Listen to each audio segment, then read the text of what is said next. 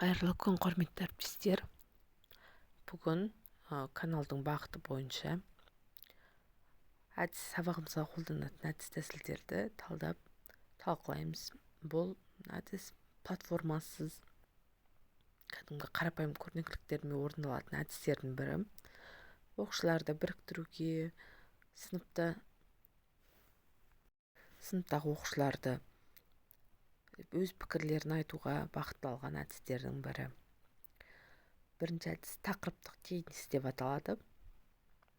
Бұл әдісті орындау үшін 3 адамды топқа бөлесіз. Топтаушымыз 2 ойыншы және судья болады.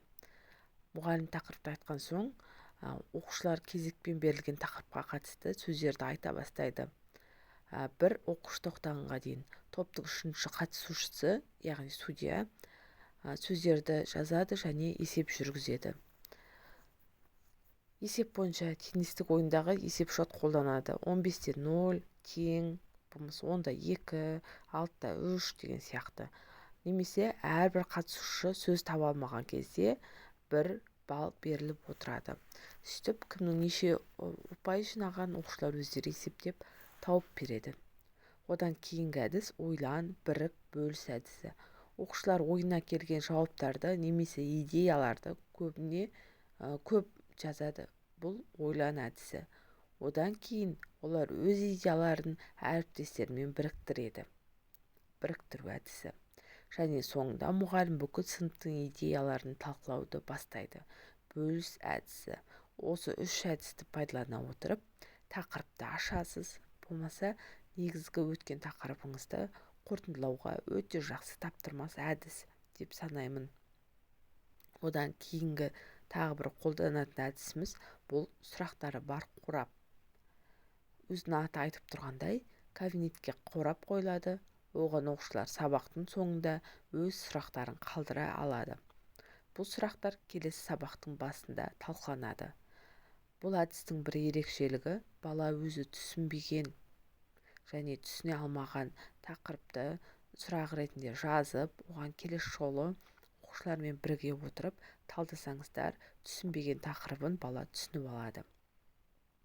Және тағы бір әдіс бағдаршам әдісі. Түсінгендіктерін көрсету үшін бағдаршамның түстерін көрнекі құрал ретінде пайдалана аласыз. Мысалы, оқушыларда қызыл, жасыл және сары түсті карточкалар бар.